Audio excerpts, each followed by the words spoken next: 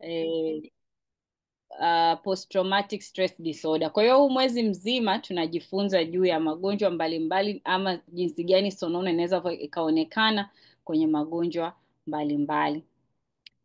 So na leo tuna daktari wetu ni mwanasaikolojia tena mwingine. Leo tuko na Sifa Yera ambaye ni mwanasaikolojia, kwa Kiswahili wanaita mwanasaikolojia wa kliniki, yani clinical psychologist, ambaye ni expert kwenye mambo mbalimbali, lakini anafanya kazi sehemu mbalimbali na ameshafanya amesha contribute kwenye jamii yetu kwenye nyanzo kwenye sehemu mbalimbali ambazo zinahusika na mambo ya afya ya akili. Anafanya consultancies, anafanya training, lakini pia anafanya part-time Muhimbili na pia Sci-Fi Clinic, na pia ni mtaalam amefanya training mbalimbali kwenye hospitali kama Kibong'oto, na pia amefanya training kwenye hospitali nyingine kama Temeke. Kwa hiyo ni mtu ambaye ana passion ya afya ya akili, lakini pia ana uwezo na pia ni mtaalamu. Amefanya shahada yake ya uzamili kutoka chuo kikuu cha Pretoria. Kwa hiyo tunafurahi sana leo kuwa na Sifa. Sifa, karibu sana. Hii ni Akili Huru. Kila Alhamisi tuna hii platform. Kwa hiyo karibu kwenye platform yetu, na karibu siku nyingine tena uweze kutupatia mada nyingine. Karibuni sana. Naomba nikukaribishe sasa kwa ajili ya kipindi cha leo. Na anapokuwa anaendelea na kipindi, na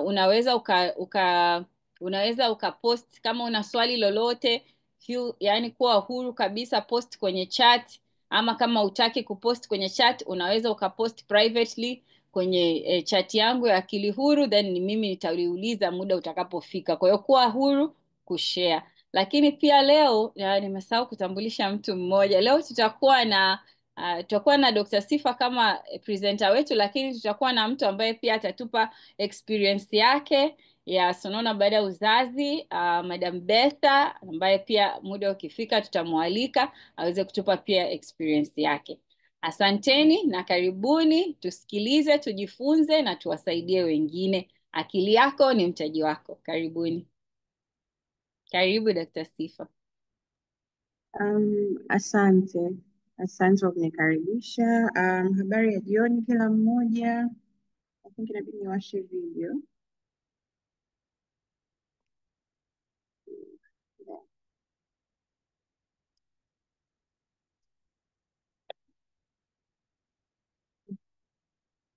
Habari ya jioni.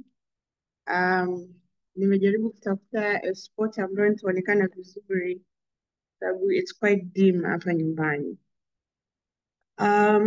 Nimefurahi kusikia kwanza mmekuwa mkiangalia changamoto ya sonona kwa muda mrefu, maana hata leo kabla ya kusema niingie kwenye sonona ya baada ya kujifungua, nilipenda nirudi kwanza nyuma nianze kuangalia mood disorders kama mood disorders, yani sonona in general, alafu tuende mpaka kwenye sonona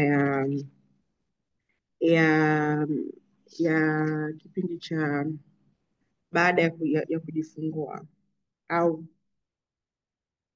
yeah. Can I do that? Ndio, kuwa huru, maana kuna watu wengi tunaona leo ambao sikuwaona wiki iliyopita. Kwa hiyo kuwa huru kabisa. Haya, sawa.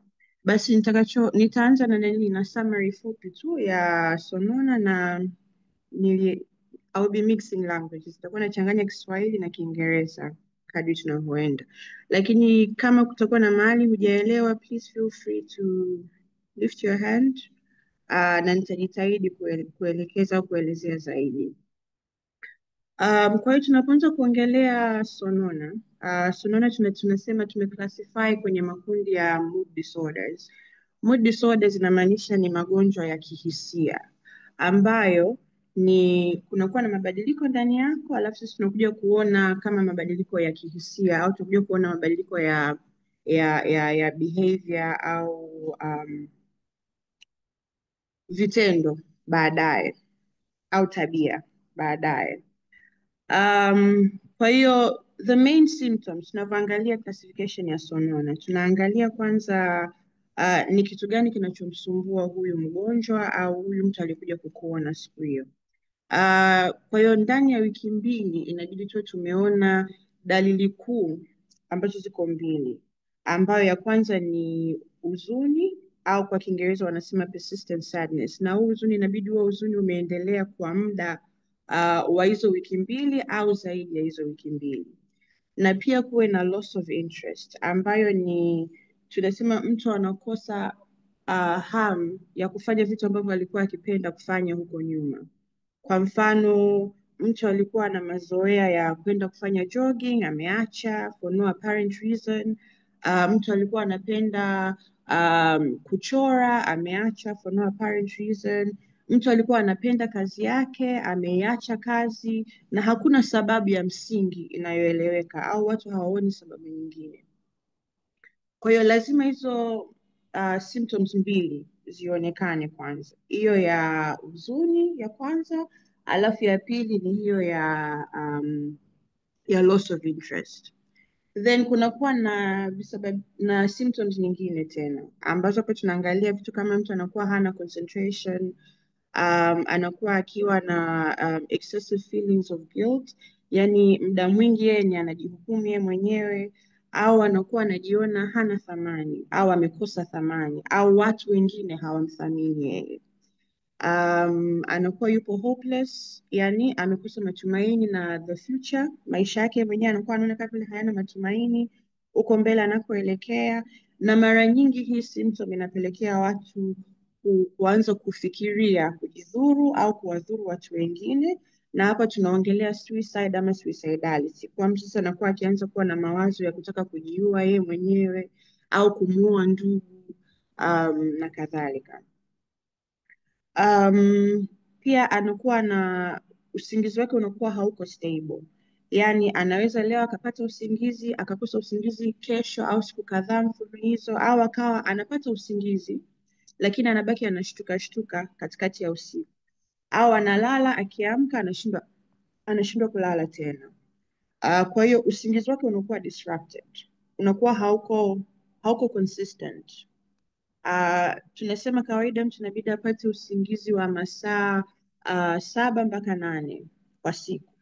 Kwa hiyo badala ya kulala yale masaa 7 mpaka 8 continuously, yanakuwa broken up in pieces, au instead of sleeping they find themselves doing other things, au mwingine unakuta kulala analala lakini anapitiliza, analala zaidi ya yale masaa yanayotakiwa ambayo sio kawaida yake.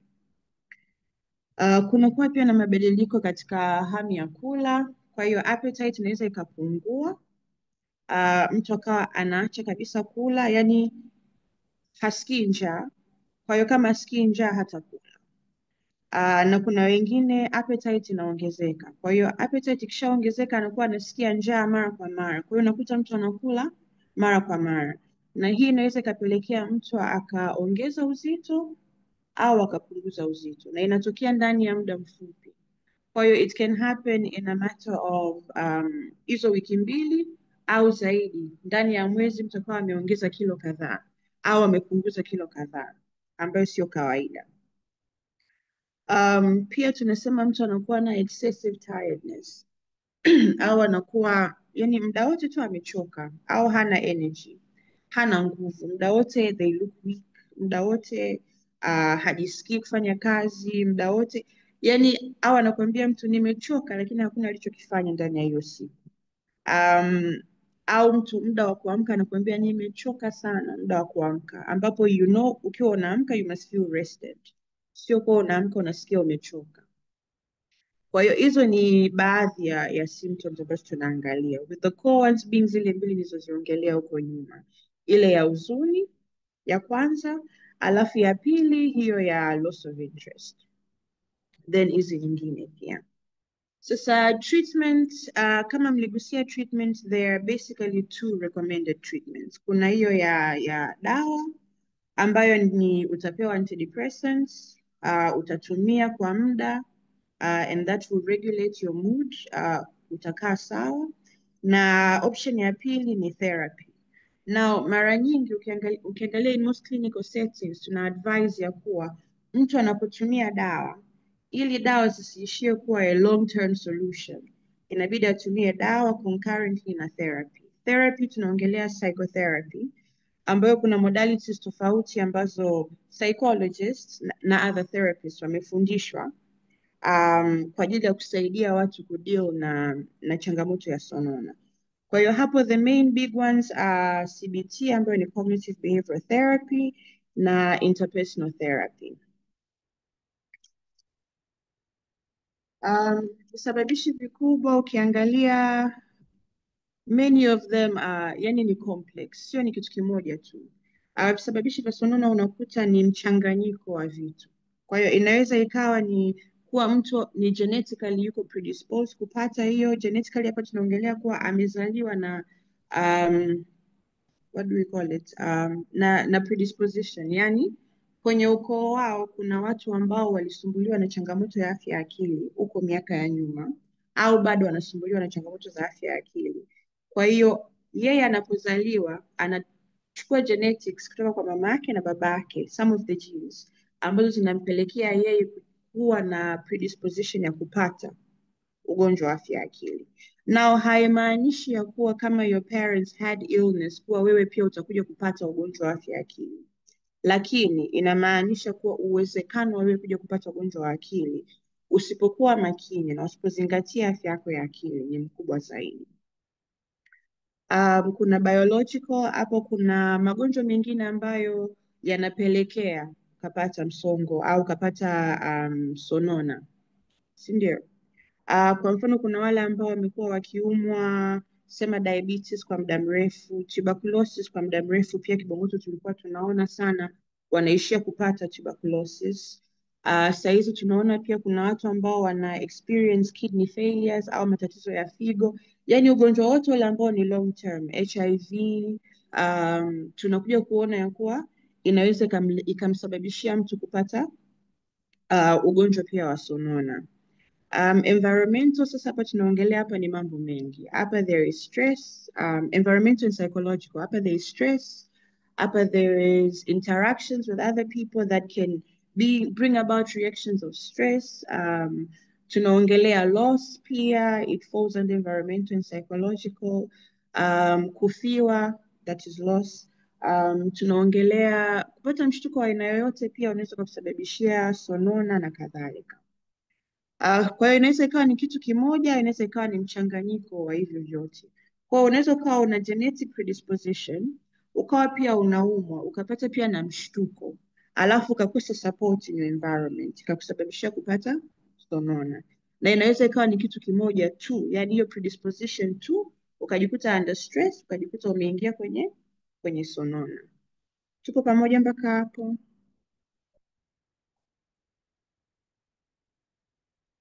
Sawa. Sasa kabla tujaingia kwenye postpartum depression, tunajua kuwa katika ile hali ya pregnancy on its own kunakuwa na mabadiliko mengi kwenye mwili wa mtu au mwili wa mama, si ndio?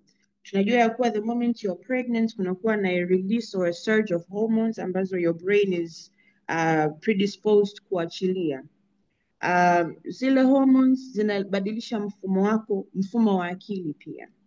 Sasa during that time kunakuwa na mabadiliko mengi ambayo tunayaona kwa mama mjamzito. Unasikia watu wanakuambia mama mjamzito anakuwa na hasira za karibu, it's hormonal, si ndio? Unaweza ukasikia mama mjamzito saizi amekuwa very soft, mtu ambaye alikuwa hard before amekuwa very soft. Kwa hiyo kunakuwa na mabadiliko tofauti tofauti. Na haya mabadiliko they are unpredictable, ni tofauti kwa kila mtu. Sasa because of that surge of hormones, we can also expect kuona prenatal depression, ambayo sasa ni depression kipindi ambacho mtu ni mjamzito.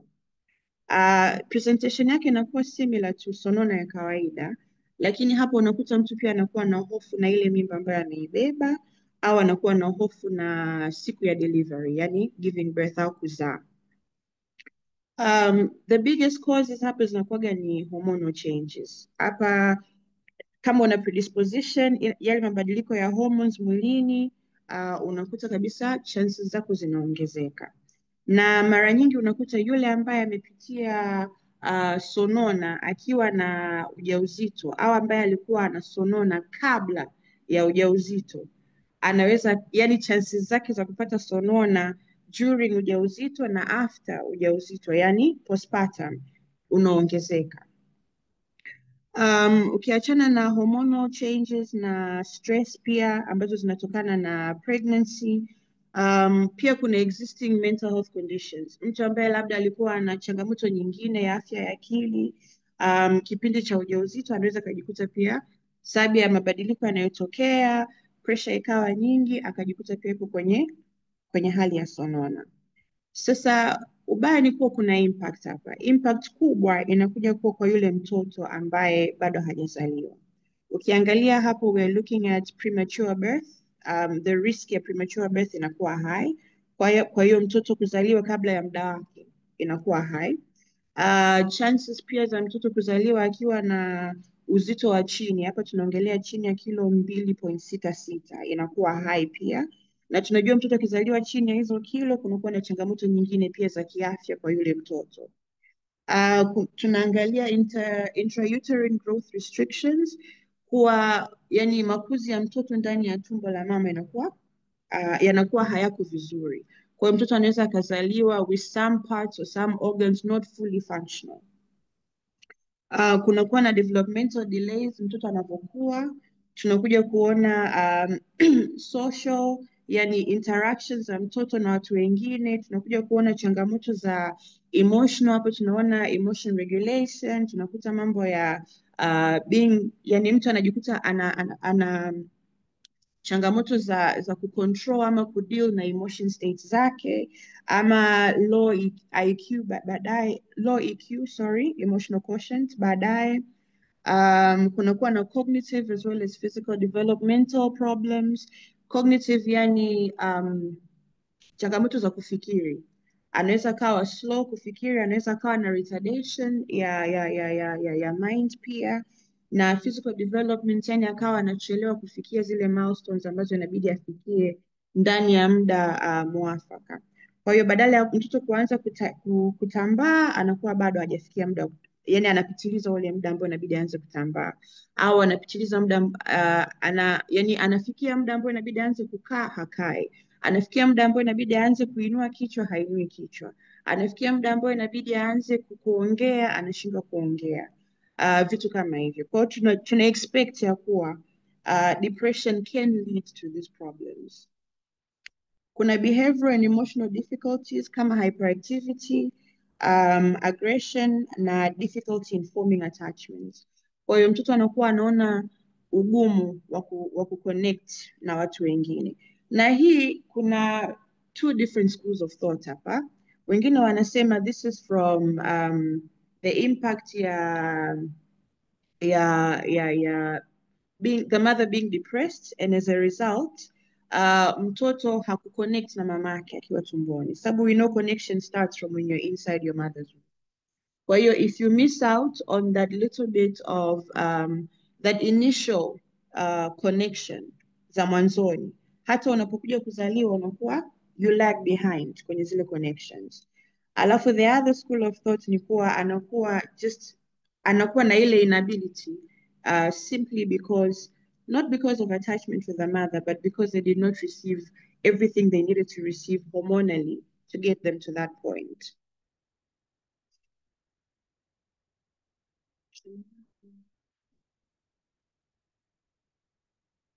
Pia hapa kuna long-term mental health issues that can arise from a mother being depressed during pregnancy that can impact the child. And the risks are usually the same. So the risk to the developmental, mental health problems later on in life for the child. And also we see they may have issues such as anxiety and depression, which are the common ones. Lakini there are others. There are others mental retardation that can also occur that can affect the child as they grow, as they develop. Um, these are risks, tukumbuke hiyo. Kwa hiyo haimaanishi kuwa it's a sentence for every child that is born to a mother that was depressed during pregnancy, lakini ni kuwa chances za wao kupata hizo changamoto zinakuwa zimeongezeka kuliko wale ambao the mother had a healthy pregnancy. Pia kingine cha kuzingatia hapa ni kuwa severity na duration, yaani unaangalia kuwa how bad was the depression kwa yule mama alipokuwa mjamzito, na pia how long did that depressive state last or how long were they in that depression, na hiyo itadetermine ya kuwa influence itakayokuja kumtokea as an impact kwa yule mtoto baada ya kuzaliwa. So one thing to remember kuwa it's a common thing for women to be depressed wakiwa wajawazito, maana mambo yanakuwa yamebadilika mengi, mwili unakuwa umebadilika, hormones zimebadilika, kwa hiyo mawazo yanabadilika, kila kitu kinabadilika kwake, na mara nyingi wengine hawaelewi. Kwa hiyo it happens to many women. It's treatable and it's important. So it's important for us to learn about it. It's important for us to be aware of it so that we're able to help those we start to see experiencing these problems mapema. Because once again, the earlier you catch it, the easier it is to deal with.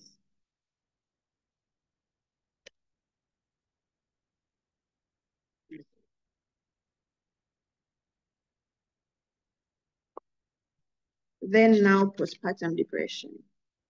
Kwa tunapoongelea postpartum depression, hapa sasa tunaongelea sonona baada ya kujifungua.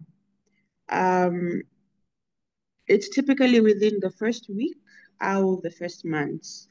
Kwa hiyo inatokea ni umejifungua leo, baada ya wiki kadhaa tunaanza kuona symptoms, au baada ya miezi kadhaa tunaanza kuona symptoms.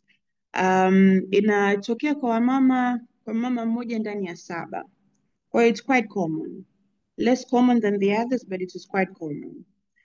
Once you've had it, the risk of having it inaongezeka. Kwa hiyo kama ushapata postpartum depression this time, kupata tena baadaye unapoendelea kupata watoto, chances zinaongezeka by 30% au 30%. Symptoms are similar to those of normal depression.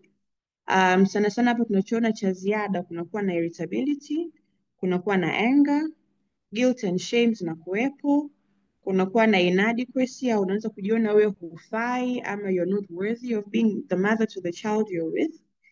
Unaona sasa unakuwa na changamoto kubond na yule mtoto ambaye umejifungua. Wengine wanakuwa wanamchukia kabisa yule mtoto, au wanakuwa wakijichukia wao.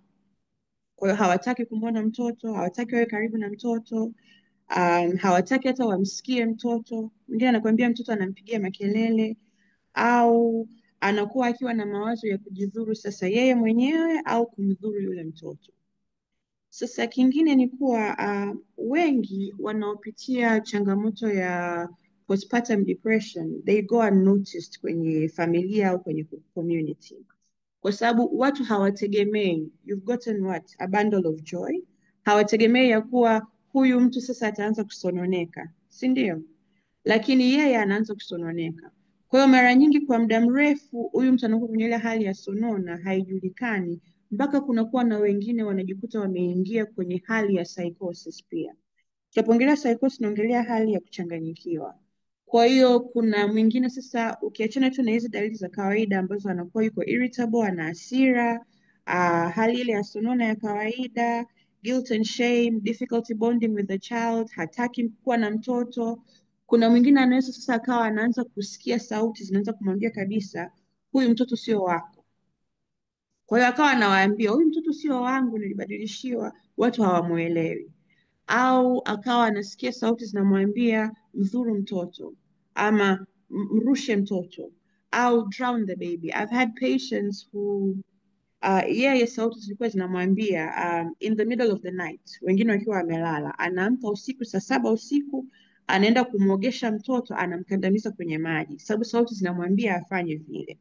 Sasa tunajua kuwa hii sio hali ya kawaida, na hakuna mama ambaye amebeba mtoto for 9 months, amejifungua kwa uchungu, she's happy with that child, akawa anataka kumdhuru mtoto wake. Tunaona kuwa hii ni hali kabisa ya ugonjwa ambayo at this point they need help that is beyond what can be offered in the society. Kwa hiyo hapa tunaongelea hospitalization. So what are the main causes? Hapa tunaona ni mostly ni hormonal shifts.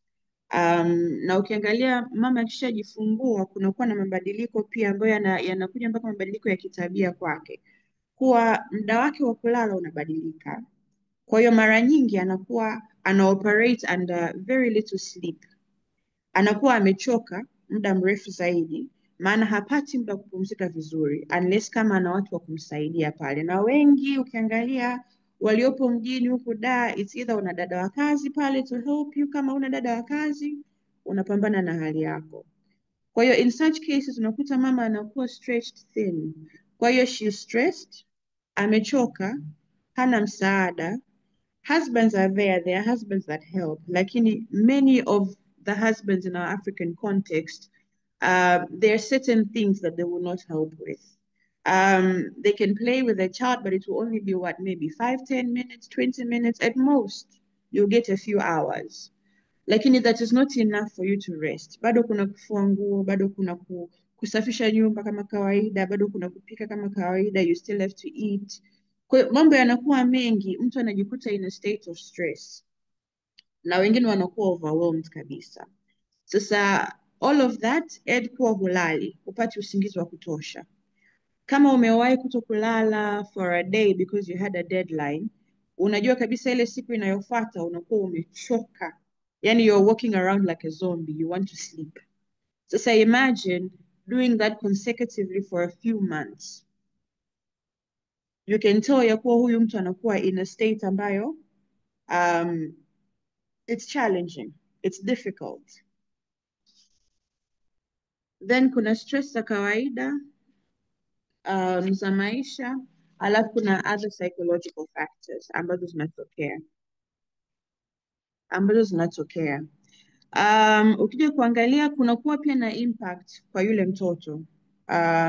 Maana mtoto anakuja kupata bonding difficulties. You learn in the first 5 years of your life, meaning hata few months za mwanzoni are very crucial kwa mtoto, ili aanze kujifunza kubond na watu wengine, kubond na wale wanaomzunguka.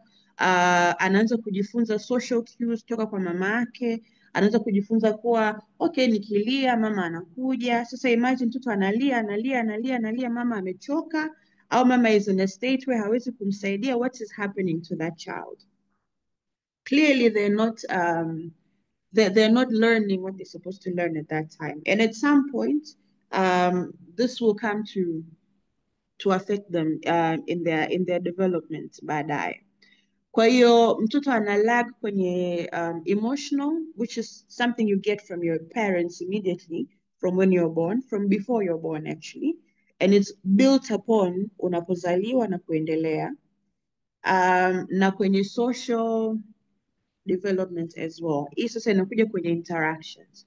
Maana mtoto anavyoona mama na baba wana interact pamoja na wanavyo interact na watu wengine, na yeye ndo anajifunza kuwa this is what I should do. So learning to smile, I must smile. This is how I show I'm happy. This is how I show I'm sad. This is how I show I'm hungry. When I'm uncomfortable, kuna mtu anakuja ananibadilisha.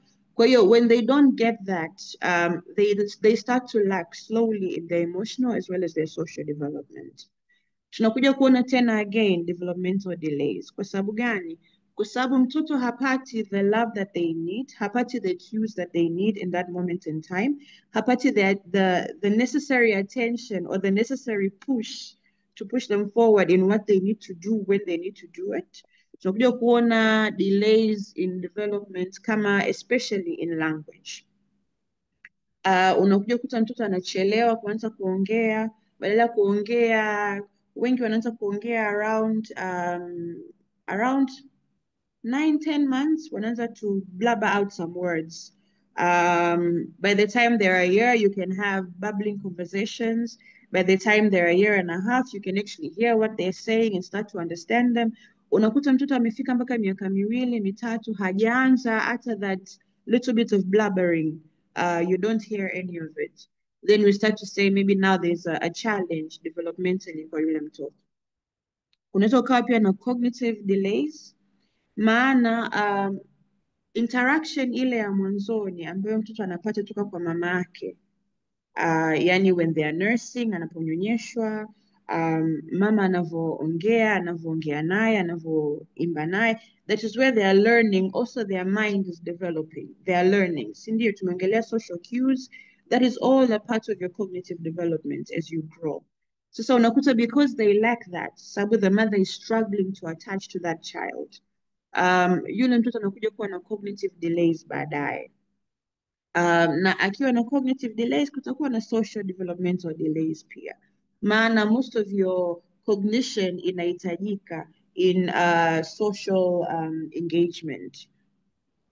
Kuna behavioral problems ambazo tunaweza kuja kuziona baadaye kama aggression na hyperactivity na difficulty with social interactions. I think your social interactions, I've exhausted explaining it, how that comes to be. Hyperactivity pia, if your brain is not settled, you cannot settle physically. You're always going to be busy, always looking for this or looking for that, looking for this or looking for that. Peer aggression. We expect aggression, maana if you had to cry to the point of screaming as a baby every time to get the littlest attention, you are more likely to become more aggressive later on. Kwa sababu that is what you're used to. Kwa hiyo you have to always push. You have to always go the extra mile to get that little assistance, to get that little bit of help. So this can also develop later on and give you personality disorders as well. Okay. Then kuna long-term mental health effects. Hapa tunaona the risk of developing mental health problems later in life. Tunaangalia most commonly, tunasemaga you expect anxiety, you also expect depression, because these are usually the first ones people get. Then there are also others. Hapa tunaona pia kunaweza kuwa na personality issues zikadevelop baadaye, maana those first few years of your life are responsible for mostly what you're going to develop into as an adult. So once again, postpartum depression is very common. It's also very treatable. The only thing is that the earlier you treat it, the better it is. So.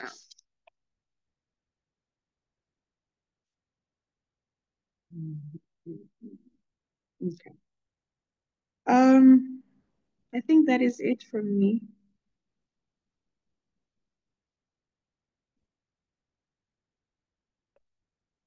Sasa naomba nifanye a breakout room ili tuweze kujadili. Tumepewa information nyingi ambazo zote ni za msingi, tunataka kuzidigest kidogo tuelewe. So naomba ni assign breakout rooms hapa, tuende kwenye breakout rooms afu tujadili je, hichi ni kitu ambacho tumewahi kukiona, au kama uko free, kama ni kitu ambacho kimewahi kutokea uweze kushare. Je, umewahi kuona? Na kama umewahi kuona ni vipi ambavyo uliobserve? Alafu tutarudi dakika 5 tu, alafu tutarudi, alafu tutasikiliza tena another experience kutoka kwa Madam Betha. Karibuni.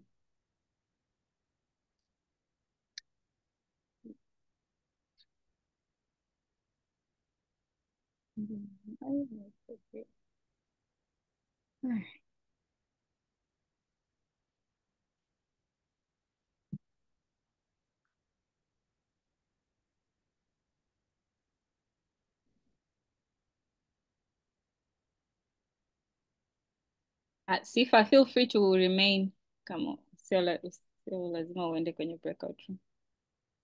Nipo. Nimesahau kukuondoa kwenye assigning.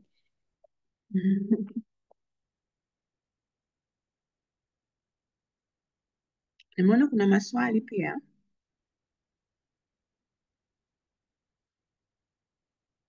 Na maswali kama umeshaona unaweza ukaanza kuyawaza, then tukirudi we'll start from there. Sawa. Asante sana.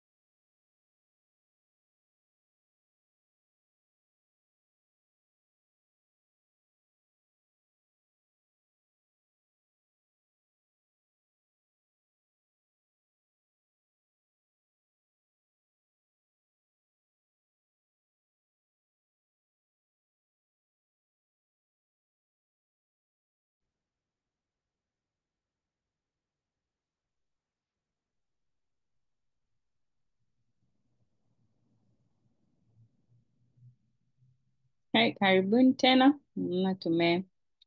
Tunamalizia, watu wanarudi, so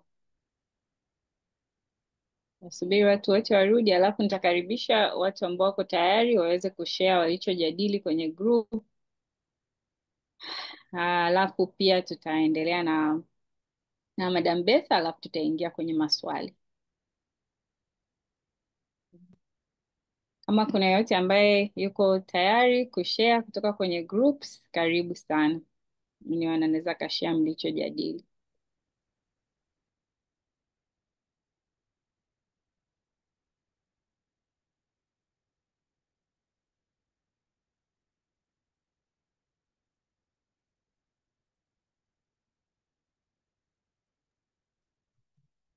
Naomba nianze.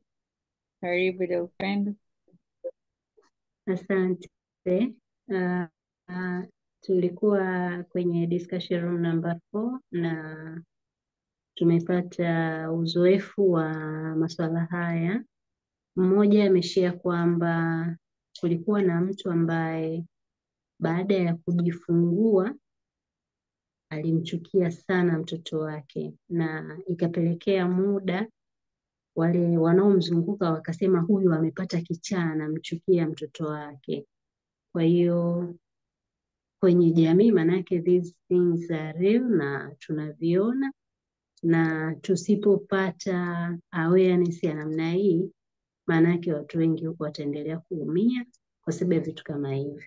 Uzoefu mwingine, anasema kulikuwa na mwalimu ambaye alikuwa anafundisha kabisa, lakini ikamtokea hali kama hii, akipata ujauzito anaweza akanuna kipindi chote cha ujauzito, akawa na hasira, na mwisho ilipelekea kama hiyo psychosis, na wakati mwingine ilimpelekea hadi ulemavu, kwa sababu anakaa kwa staili moja anajikunja, mpaka ikatokea kwamba anapata kitu kama hali ya ulemavu. Lakini ni kutokana, yani akishapata tu ujauzito hicho kitu kinamtokea, inakuwa hivyo.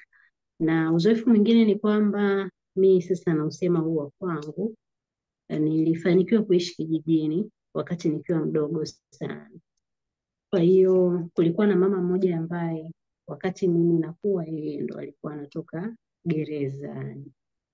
Baada ya kuulizia sababu, unajua mambo ya kijijini, information inakuwa shared alafu kwa kila mtu na tuko wachache. Kwa hiyo information ambayo ilikuwa inasemwa ilikuwa ni kwamba huyu aliua mtoto wake. Kwa hiyo anatoka gerezani Dodoma kwa sababu ndo ameshazeeka, lakini athari kubwa ambayo niliona kwenye jamii, kwanza ni ile neglect, watu wote wanamuogopa, wanamkimbia kwa sababu aliua mtoto. Alafu vile vile hakuwa na bondi na wale watoto wengine ambao walikuwa amewazaa. Though kweli wanamtambua ni mama yake, lakini ile bondi ya kuwa huyu ni mama kidogo ilikuwa haipo. Kwa hiyo naelewa sasa kwamba kumbe hii kitu kama ingekuwepo by then, labda yule mama angesaidiwa na angeishi vizuri tu, labda na mtoto wake pia angekuwa hai. Well, this is a experience from room number 4. Asante. Asante sana kwa kushare hizo experience. Kwa tunaendelea kuona kwenye jamii mambo yapo na uelewa ni mdogo, na ndio maana sasa kunakuwa na changamoto ya kucope na hayo matatizo. Naomba nikaribishe tena mtu mwingine ambaye anaweza akashare from another group, kama kuna kingine unataka kuongezea hapo, ama hata kama ni swali pia, kama kuna vitu mlikuwa mnaulizana, karibu.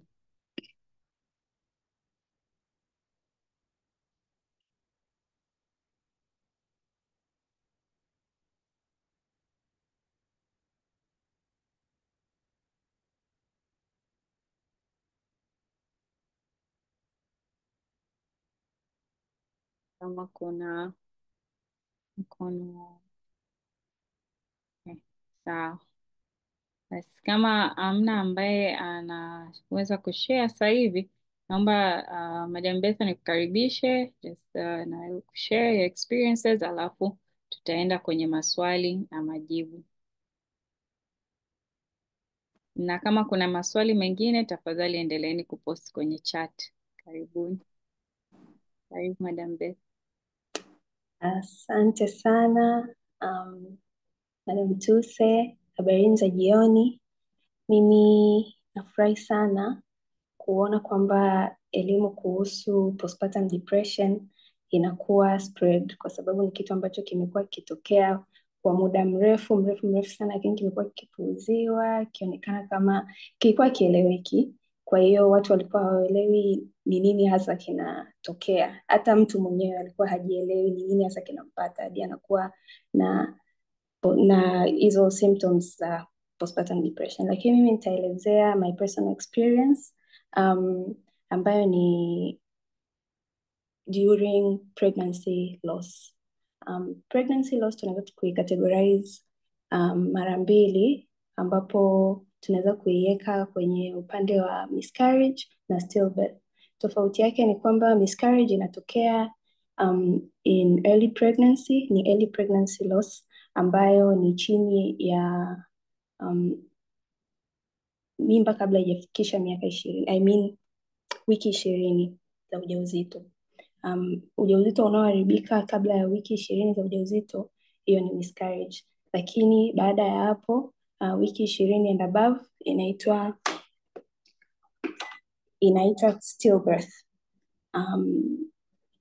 Mimi nilipoteza ujauzito baada ya wiki 20, kwa hiyo ilikuwa ni stillbirth. Na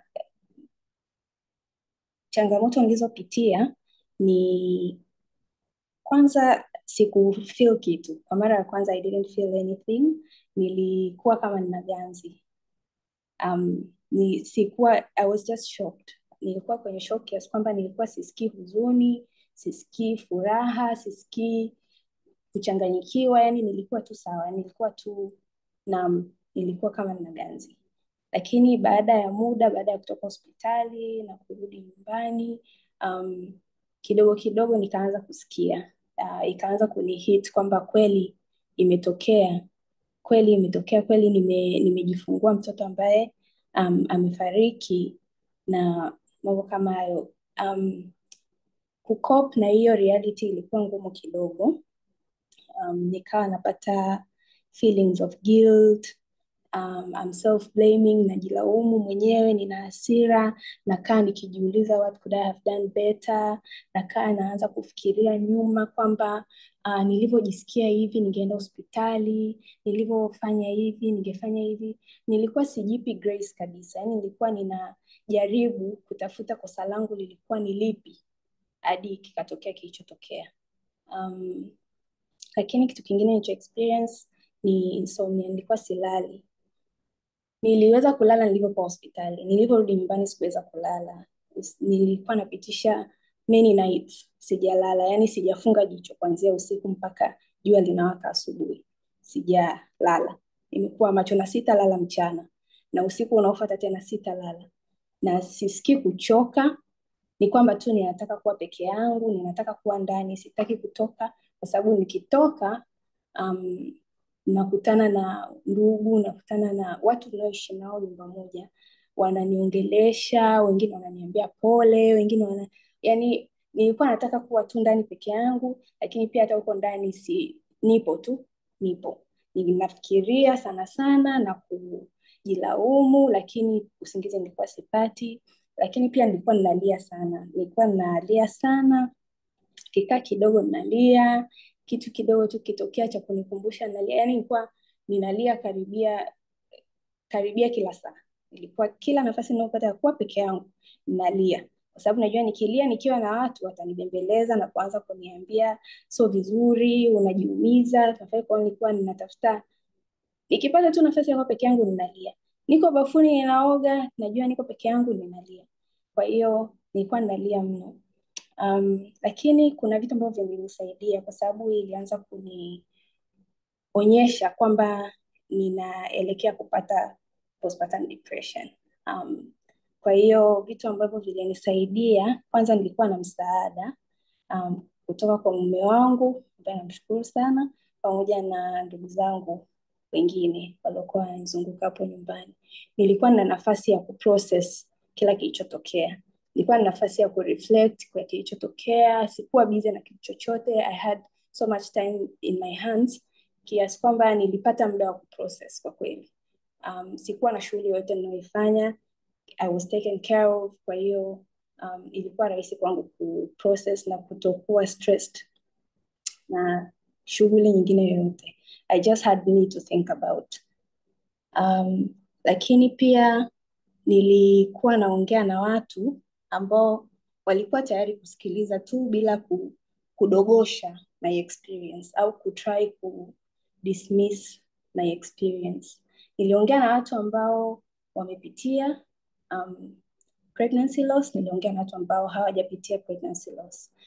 Walikuwa very understanding. They gave me a listening ear. Walinipa tips za kilichowasaidia wakavuka. Na kati ya ushauri walionipa ni kwamba nisijiharakishe kupona. Like I should just go through it. Nijiruhusu kufeel anything that I'm feeling. Nijiruhusu kulia kama ninataka kulia. Na vitu vingine vingi. Kwa hiyo kuongea nao ilinisaidia sana. Hasa na watu ambao walikuwa wamepitia hiyo experience. Ilikuwa rahisi sana cope na the reality baada ya kusikia how they got through na kuona kwamba kumbe naweza tu kufika wakati ambapo haya yote nita accept. Lakini kitu kingine kilichonisaidia, nilikuwa na avoid triggers. Kwa najitahidi sana ku avoid triggers ambazo nilikuwa najitahidi kujiweka mbali na vitu ambavyo vingechochea maumivu zaidi. Kama vile nilikuwa na limit my social media usage. Unajua ukiwa na hali fulani, kwa mfano mimi nilipokuwa na ujauzito, a lot of posts kwenye social media zangu zilikuwa zinahusu hicho kitu, zinahusu ujauzito. Ukienda TikTok, algorithm yako yote inahusu mambo ya pregnancy. Utapita post moja, post 5 zinazofuata zinahusu pregnancy.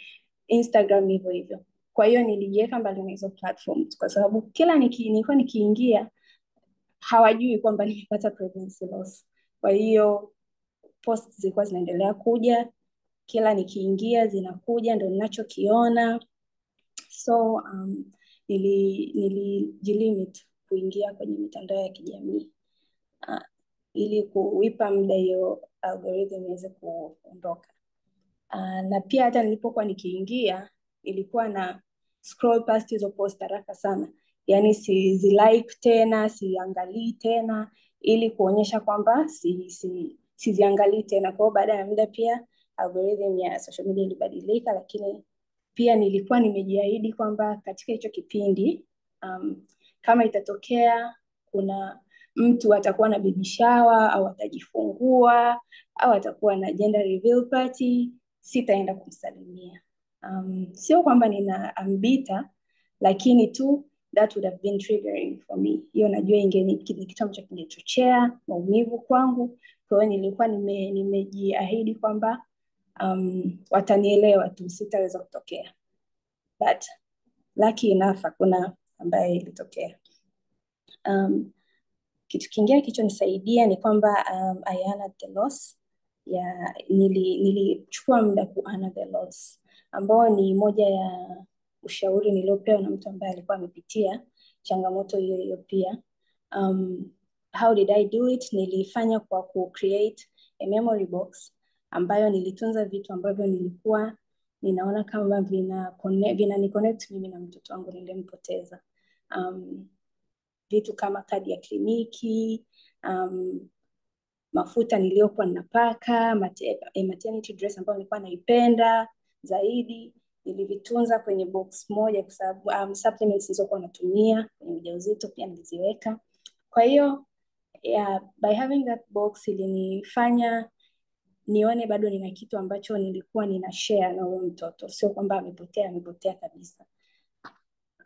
Mara nyingi ile awkwardness na feelings of helplessness na tension inaweza ikatusababisha kutaka kumove on na get past the loss haraka.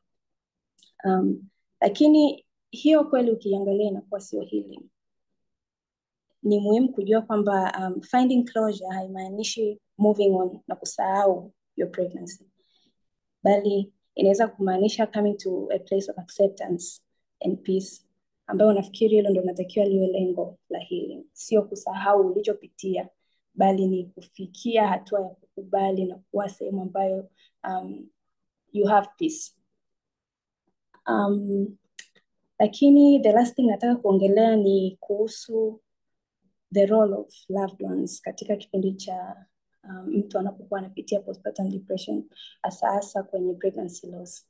Anaweza akaonekana kwamba si amejifungua hana mtoto au amemiskari, kwa hiyo inaweza isiwe big deal kwa watu wengine, lakini naomba niwaambie kwamba it's a very big deal to the mother.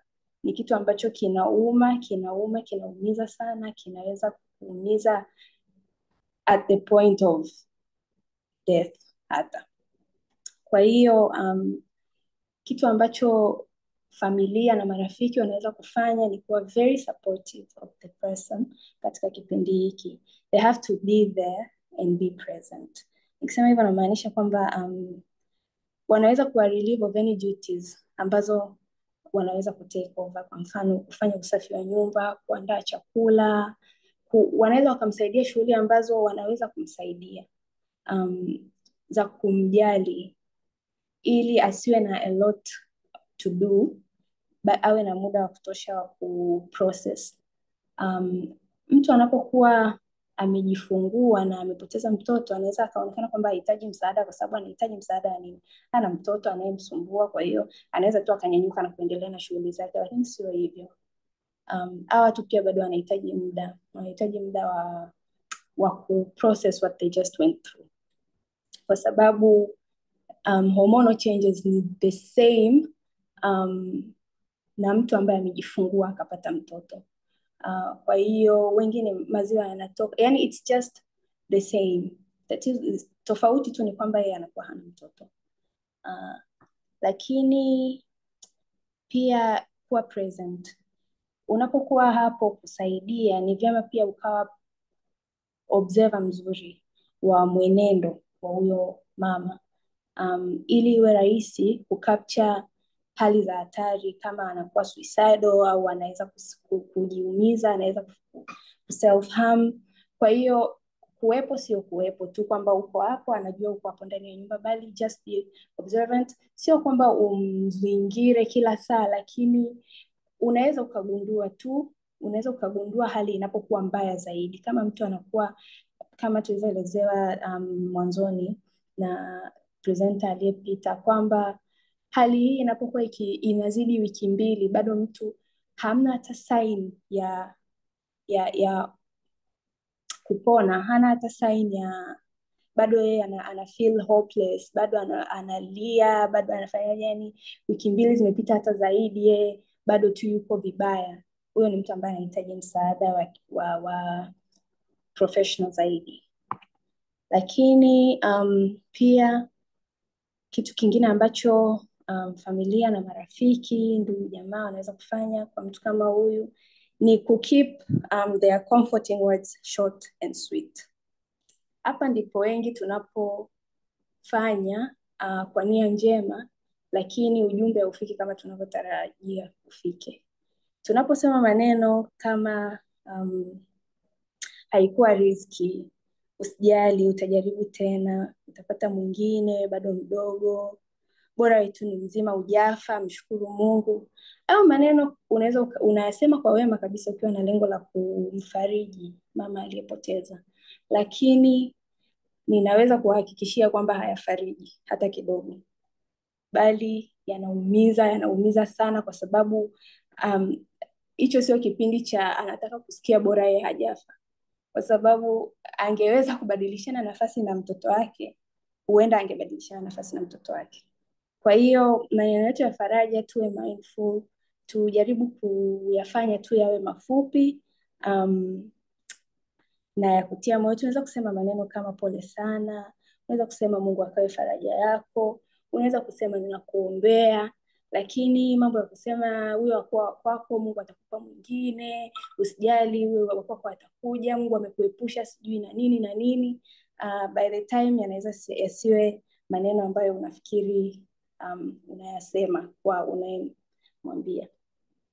Kwa hiyo mwisho kabisa mimi ningependa tu kusema kwamba wanawake wanaopoteza watoto ni watu wa kuwa nao karibu pia, kama ambavyo tunakuwa karibu na wanawake ambao wamejifungua na kupata watoto wao, kwa sababu kipindi cha mwanzoni ni kipindi kigumu sana, na wanahitaji support ya ndugu, jamaa, marafiki, wanahitaji mtu wa kusikiliza, wanahitaji mtu wa kuvalidate what they're feeling, na wanahitaji watu wa kuwaona tu, wakuwa hapo na kuobserve, kwa sababu anaweza asikwambia anachopitia, lakini kama mtu anapitia hali ngumu, kwa kumwangalia utajua hivyo, utaweza kujua msaada ambao utaweza kumpatia. Asante sana. Asante asante sana Madam Betha kwa kushare na kuwa vulnerable na sisi, na umeshare experience yako ambayo umepitia wewe binafsi. Kwa hiyo tumejifunza mambo mengi, na natumaini wote tumesikiliza vizuri, tumejifunza dalili zinazoweza zikaonekana, lakini jinsi gani tunamsaidia mtu, na hata mwishoni amesisitiza maneno ambayo tunawaambia watu utapata mwingine, yani kama ile ni ATM tu anaenda kureplace, sio replacement. Kwa hiyo kuna vitu ambavyo tunasaidia. Nashukuru Mungu inaona wakina baba walio attend humu, nashukuru kwa sababu pia wana mchango mkubwa sana kwenye kusaidia uponyaji wa mama yule anayepitia kwenye sonona hii. Dr. Sifa, naomba nikukaribishe kwa yale, kuna maswali yalikuwa yameulizwa, utayajibu hayo, alafu na kama unaweza kwa comment anything kutoka kwenye experience alizoshare Betha na Madam Upendo alizoshare. Karibu. So, asante Betha kwa kuwa vulnerable na kushare your experience. Sio kitu rahisi, but you can tell umeshaanza the healing process, you are getting somewhere with the healing process. Kwa hiyo pia hongera kwa hilo, maana it must have been a very difficult time. I'll go straight to the questions. Swali la kwanza limeulizwa, je, kushindwa kumnyonyesha mtoto inasababishwa na changamoto ya afya ya akili? Sasa hapo inategemeana kwanza na ni kwa sababu gani mama anashindwa kumnyonyesha mtoto. Kuna mwingine anashindwa kumnyonyesha mtoto sababu maziwa hana. Kuna mara nyingine ndio maziwa yanaweza kawa hayapo sababu mama ana stress, lakini pia kuna mwingine ambaye sababu ya ile hali ya kumchukia mtoto anaweza hata kumnyonyesha mtoto hataki. Kwa hiyo sio kuwa anashindwa, bali mama anakuwa hataki kumnyonyesha mtoto.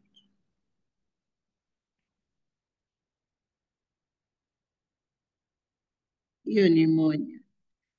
Wameuliza, je, kumchukia mtoto? Ndiyo, kumchukia mtoto mara nyingi inakuwaga ni sababu ya hiyo changamoto. Kama ni mama ametoka kujifungua, sio ile tunakuja kusema mama amekuja kumchukia mtoto baadaye huko mtoto na miaka kadhaa ameanza kusumbua.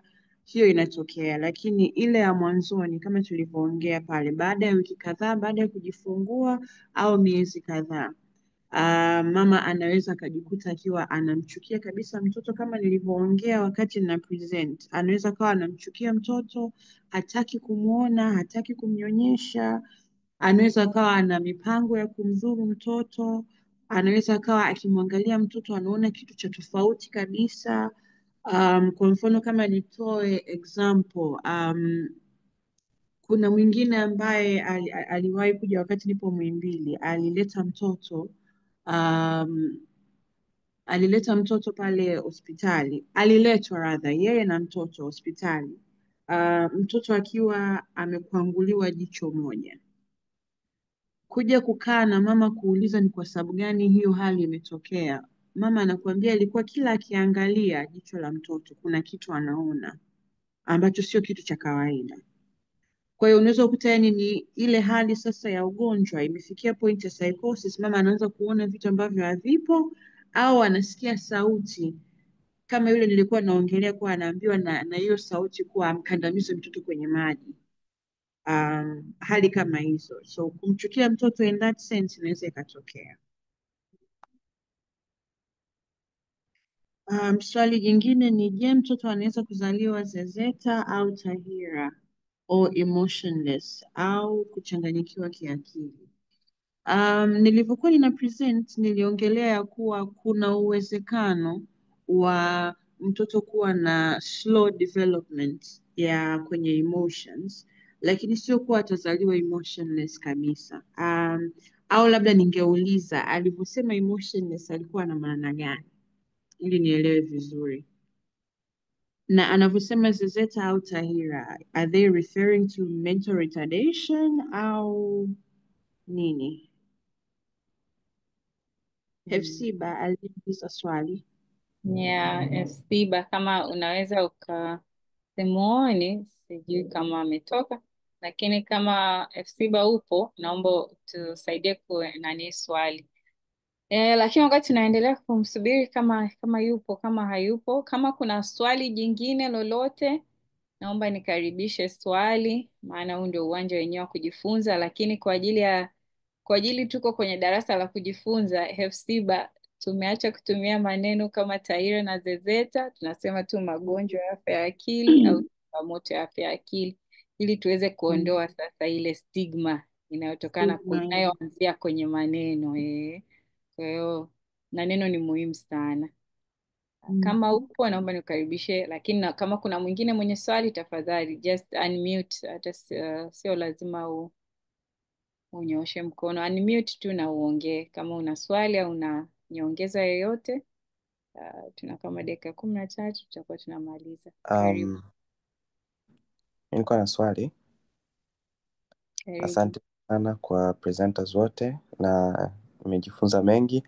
Mimi upande wangu nilikuwa nauliza kwa upande wa, kwa sababu upande wa wanaume sijui niulizaje swali. Wewe niulize in this way. There are two questions I have. The first one ni mwanaume anadilije, how do you deal with like, okay, that what can you do when a woman is going through either it's natal depression or postpartum? Is it just about presence?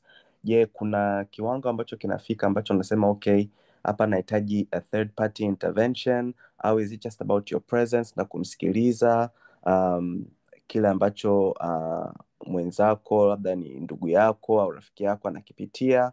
Are there any guidelines ambazo zinapaswa zifuatwe kwamba okay, hii hapa imepitiliza, inaenda pabaya ambapo it's above my ability? Asante.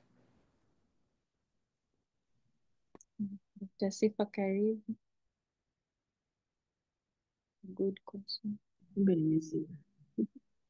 Nilikuwa naongea nika notice nimemute mic. Asante kwa swali Moses. Your presence kama mwanaume is very important.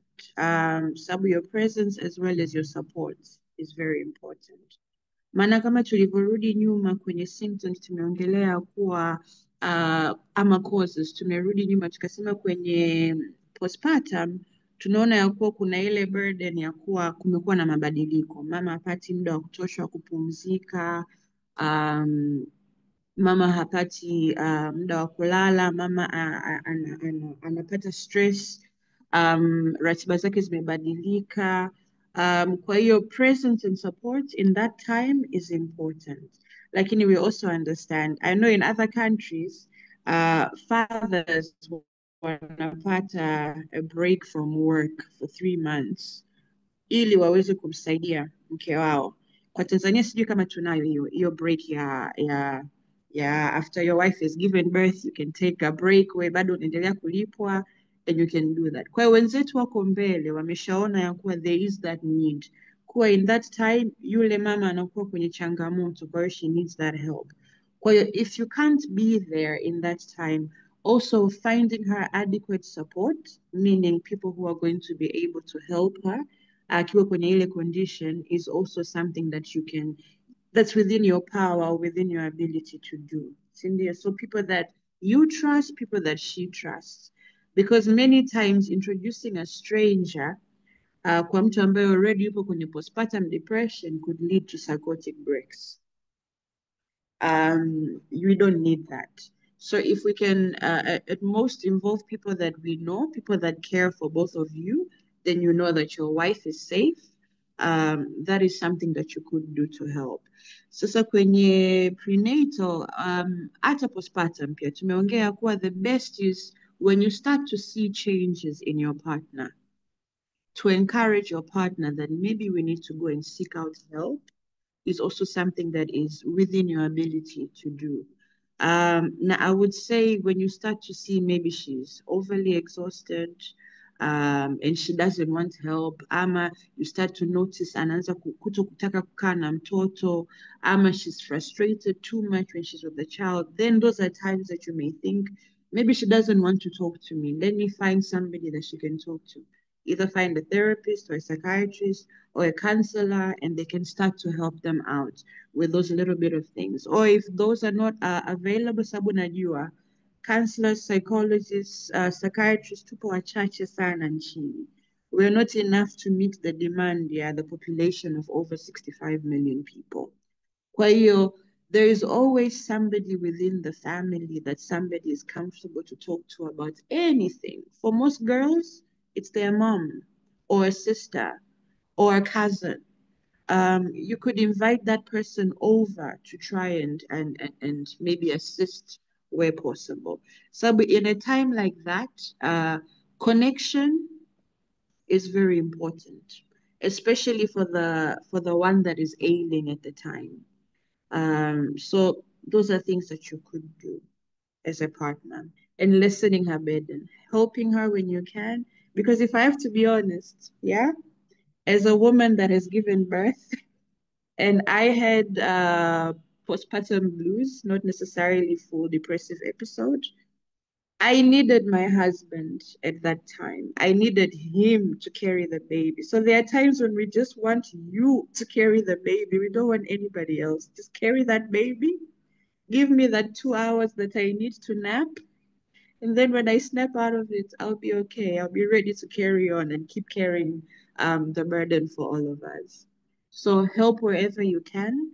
Where you can't, get somebody close to help. Where that is not enough or sufficient, then seek out professional help. I hope nimejibu swali lako kikamilifu. Asante. Nadhani tu ilikuwa tu nimekupata vizuri.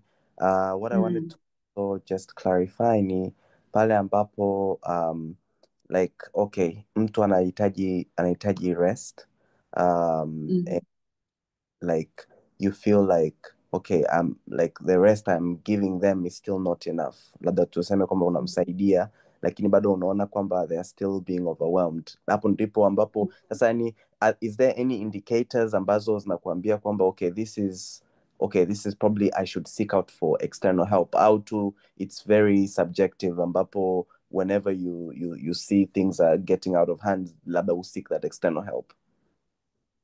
So I would say most times it's subjective, because for most of mental health issues, they're very subjective. So we have a basic guideline which says you would see the symptoms like sadness, like this, like that. So if after 2 weeks, kama tulivyoanza mwanzoni, you are still seeing those symptoms are still continuing, then that is time to start seeking out professional help.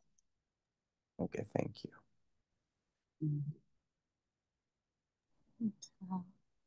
Thank you so much. Na the key hapo ni kwamba symptoms hazisubside, hazipungui. Yani badala ya kupungua kufeel hiyo overwhelmingness, bado anaendelea kusikia kama vile vile. Hiyo ndio key, maana inaweza ikawa imepita wiki 2 lakini anaanza kujisikia vizuri taratibu, kwa hiyo inaweza ikawa inapungua. Kwa hiyo kama haipungui, then we have One last question, alafu we will wrap up the session. To summarize tuliojifunza leo, tumebeba vitu vingi sana. So kama kuna swali jingine la mwisho ama comment.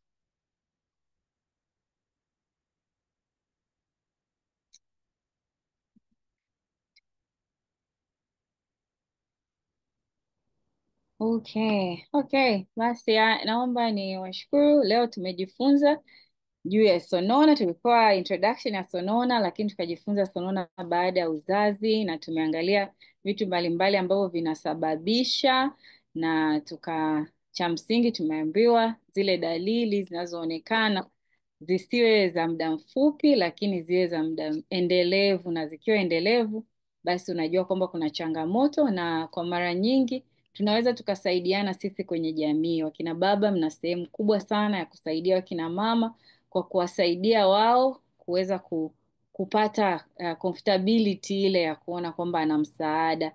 Lakini pia sisi kama wanajamii tuna namna nyingi za kusaidia. Tulipata experience kutoka kwa Madam Betha, tukasema hata ukiweza tu ukaenda kusaidia mtu kusafisha nyumba, msaidie kupika, vile vitu ambavyo kwake sasa vinakuwa ni kama ni kazi kubwa. Kwa hiyo vile vitu vidogo ambavyo unaweza kuvisaidia ambavyo ni practical, msaidie, lakini tuwe makini na maneno tunayoongea, tunayowatia moyo pia. Lakini pia tuliongea kuweza kuwa kama community of support ya watu ambao wamepitia hizo experience. Ni kitu cha msingi sana, na natamani hata kwenye hospitali zetu kama wangekuwa na namna ya kuanzisha hizi community of support. Lakini hata kama kuna watu hapa wa kanisani, kanisa sehemu nyingi sana kama nchi za huku, nchi nyingi za nje wanafanya hizo support groups ambazo watu waliopitia hiyo experience wanakutana kanisani. Lakini kitu ambacho hata sisi kwenye jamii unaweza kuanzisha mwenyewe, ili kwa sababu mtu anapokuwa amepitia ile changamoto inakuwa ni rahisi sana kurelate naye, mnavyoongea vitu vinakuwa ni rahisi kuelewana.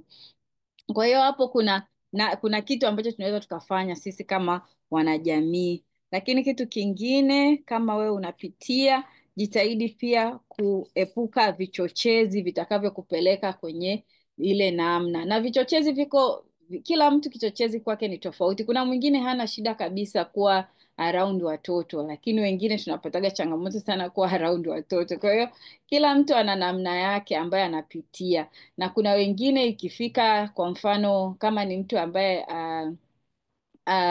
alipoteza mtoto, ikifika ile anniversary anapata trigger nyingine. Kwa hiyo kuna trigger za aina nyingi, vichochezi ni vingi. Kwa hiyo kila mtu ana namna yake. Jisikiliza mwili wako, uone hisia zako zinakupeleka wapi na ni kitu gani ambacho kinachochea zile hisia zako. Kwa hiyo tujifunze pia kwenye hilo, lakini usiogope kuomba msaada. Omba msaada, sema kitu gani ambacho mtu anaweza kukusaidia. Kwa sababu saa nyingine kweli watu wanataka kusaidia lakini hawajui wakusaidieje. Kwa hiyo usiogope pia kuomba msaada. Na pia kuna swala pia la timeline ya recovery. Kila mtu ana timeline yake. Kwa hiyo usiharakishe kusema kwamba fulani mbona baada tu ya mwezi alikuwa sawa, huyu alienda hospitali baada ya wiki alikuwa sawa. Kila mtu, kama tulivyoambiwa vizuri kabisa na wataalamu wetu wote, kwamba kila mtu ana muda wake ambao anapitia ambao sio sawa na mwingine. On an interesting note, kwa sababu ya wanasheria wangu na nimeona kuna mawakili hapa, baadhi, sheria yetu ina criminalize infanticide ambayo inasababishwa na mtu ambaye anapata postpartum depression, na tumeambiwa hapa na mtaalamu wetu kwamba moja ya dalili ni suicidality, mtu kutaka either kujiua yeye au kudhuru. Mara nyingi anataka kudhuru mtoto. Sasa unfortunately kwenye postpartum depression, kudhuru ule mtoto haichagui ni mtoto gani, ni wa kwake au ni mtoto mwingine mdogo. Lakini kwa bahati mbaya sana sheria yetu ina restriction kwamba kama akiwa na postpartum depression afu akiua mtoto mwingine, hiyo sio legal excuse, lakini akiua mtoto wake ndio ana legal excuse. Lakini bado kwa yule mtoto anatakiwa chini ya miaka miezi 12. Kwa hiyo kuna changamoto, yani evidence za kisayansi na sheria zetu haviendani. Kwa hiyo ni area ambayo kuna mawakili huku mnaweza mkaichukua kama area of interest. You can write on it, we can file a petition, chochote kile, ili kusaidia wamama wanaopitia kwenye changamoto. Upendo alishare hapa experience yake ya mama aliyepelekwa jela kwa sababu ya hiyo changamoto. Kumbe angepata msaada mapema, angeweza kuwa na uwezo wa kupona. Basi niwashukuru sana kwa attend session yetu, and as usual if you want to linger around, tupo for another 15 or so minutes kama unataka kuendelea kubaki, lakini we have finished our session. Niwakaribishe tena wiki ijayo, tutajifunza premenstrual syndrome. Natamani wanaume wengi wa attend, maana wenyewe ndio wanakuwaga victims, kwa sababu wenyewe wanakuwa hawatuelewi jinsi emotions zetu zinavyofanya kazi. Kwa hiyo karibisha wanaume wengine uweze kuelewa mke wako, dada yako, girlfriend wako, yoyote yule ambaye ni wa karibu kwako. Kwa hiyo karibuni sana wiki ijayo, same time, same link. Na pia tuna groups, tuna YouTube channel ambazo hata hii session tutaiupload. Kwa hiyo karibuni sana, niwakaribisha na muwe na jioni njema, usiku mwema. Karibuni wiki ijayo.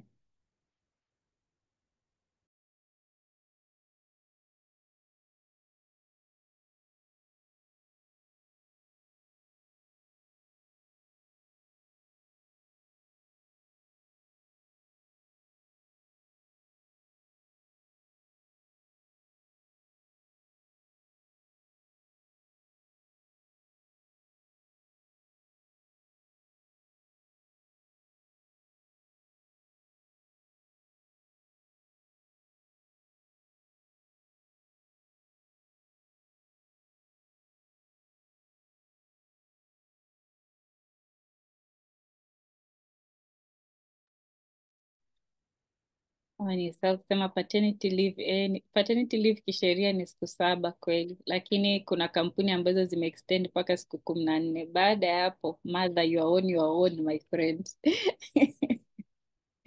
You are on your own.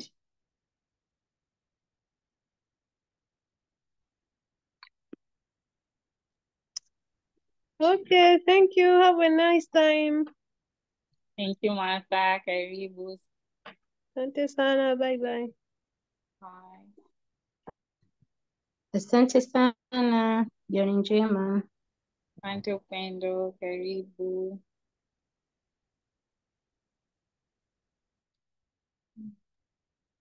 Asante, tumejifunza.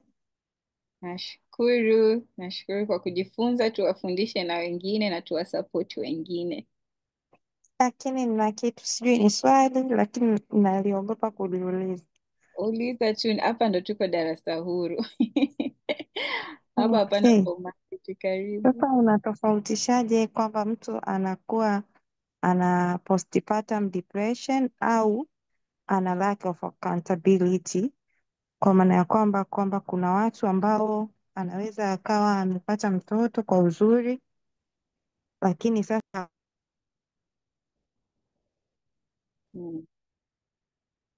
Umejimute Grace. okay. Sasa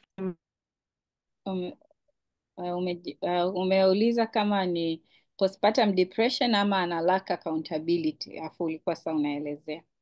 yes, kwa maana ya kwamba kuna watu wanaweza wakawa wamepata mtoto kwa uzuri, lakini labda yeye akawa anaona ni hakutaka au hakupenda.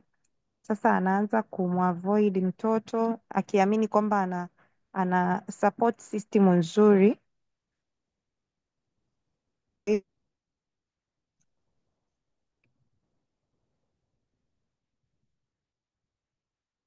You're muted again, Grace. Okay, yani I don't know what the problem is. Yani Pole. kwamba kuna watu wengine amepata mtoto kwa uzuri, lakini labda hakuwa anataka, hakuwa tayari, au kuna namna ameipokea in a negative way, anaanza yani ana supportive system nzuri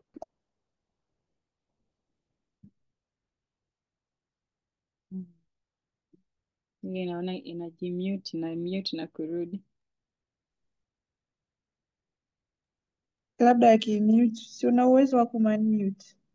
Yeah, I have to ask her to unmute.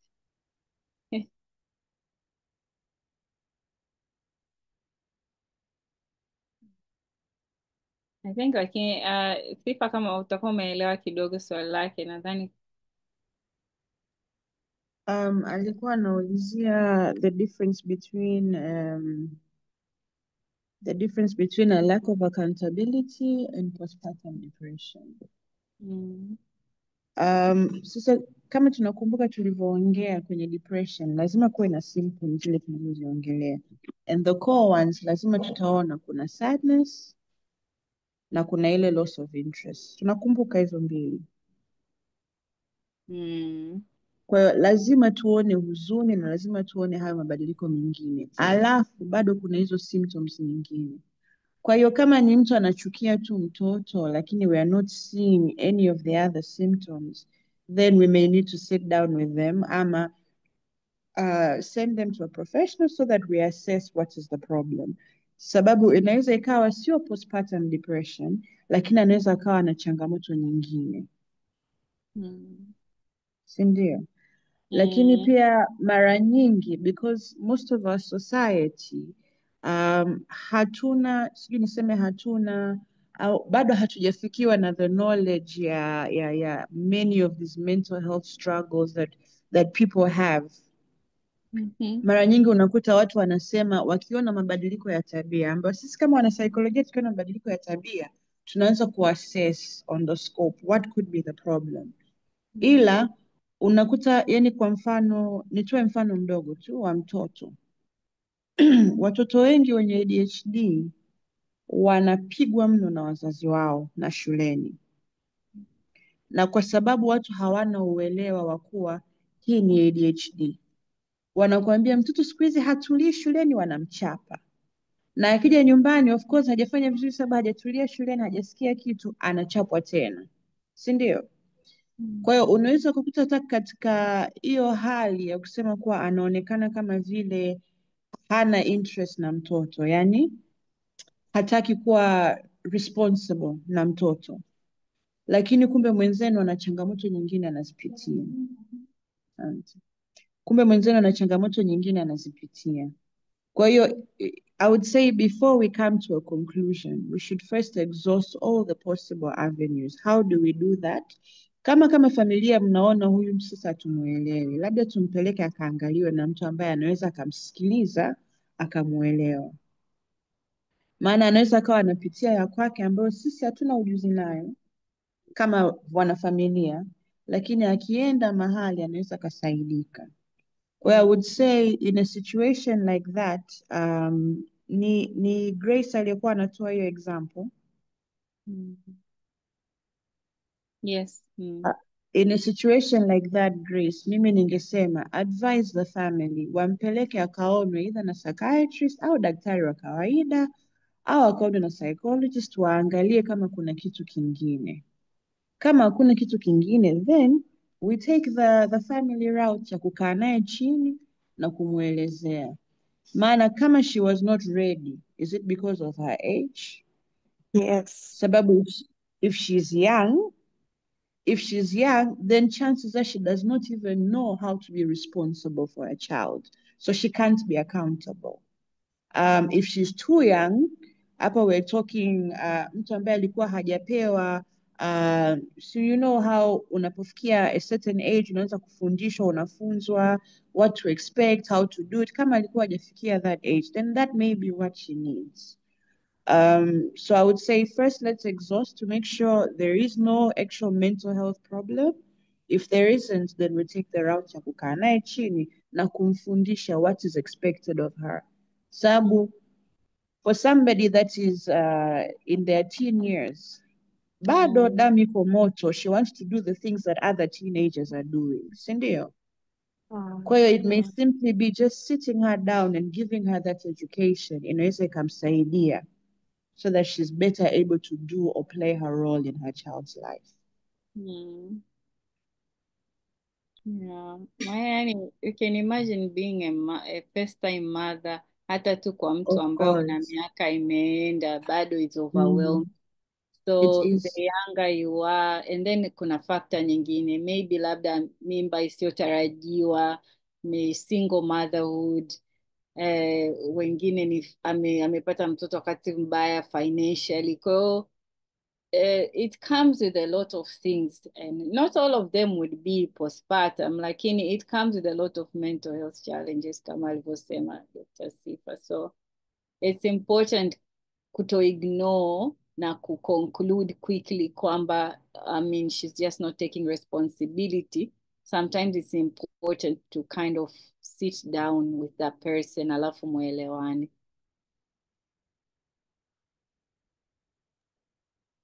Asante, nimeelewa, lakini Na kama swali ana trusted friend, kama pia hiyo inaweza ikasaidia pia, mtu ambaye mnamwamini anaweza akaongea naye.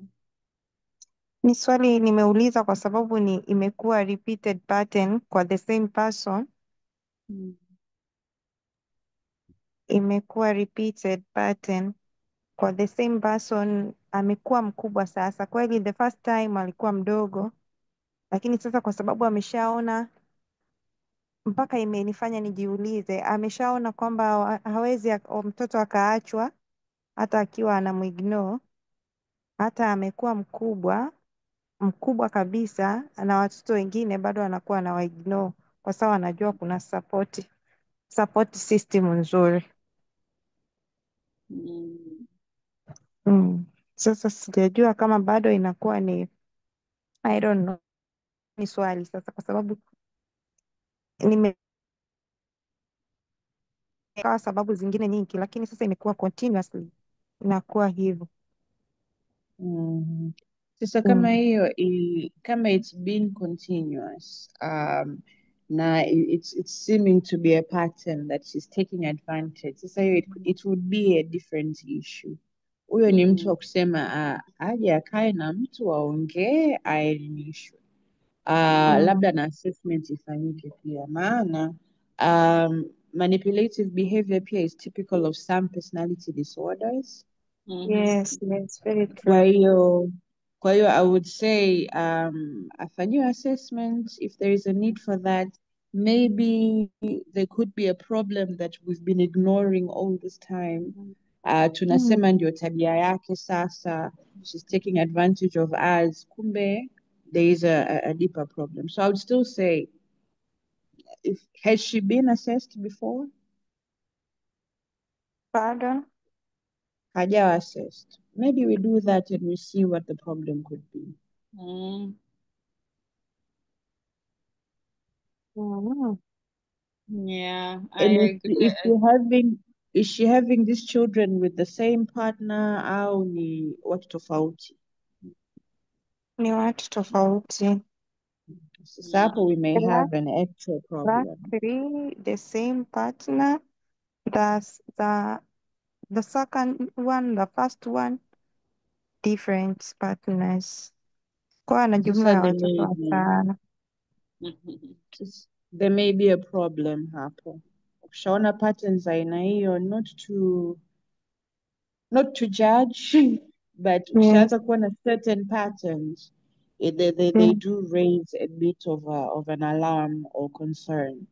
So I would say Okay. if you can get her that help, please do get her that help. You may be having somebody that is dealing with something deeper than what you're seeing on the surface. That's all. Na sasa imekuwa sugu, maana familia she can't talk to you because mnasema ndio tabia zako hizo siku hizi. Now we are like that. I'm not judging us. Sabu, as families, when we don't know, we judge only based on what we know. Sindio? We knew you to be like this, then now you've changed, you're like this. Kwa hiyo, I would say if we can get her the help, let's get her the help that she may be in need of. Okay, thank you. Karibu. Yeah. Asante. No, yani patterns are always something you should never ignore. So if there's a pattern, there's a problem. Yeah. Okay. Kama utaweza kumpatia aweze akapata mtu wa kuongea nao, hata yani engaging in risky behaviors zote ni some symptoms of things. Exactly. Na ndio maana Yeah. nimeuliza swali hilo moja tu nikajua Yeah. there's probably a That's a good problem here. question. Yeah. Mara nyingi patterns and a change or a break in patterns, it should tell you that there could be a problem hapa. Those are the quickest indicators. Kwa hiyo mkiona mtu suddenly ghafla tu there's a change in behavior, hapo hapo there's probably something happening.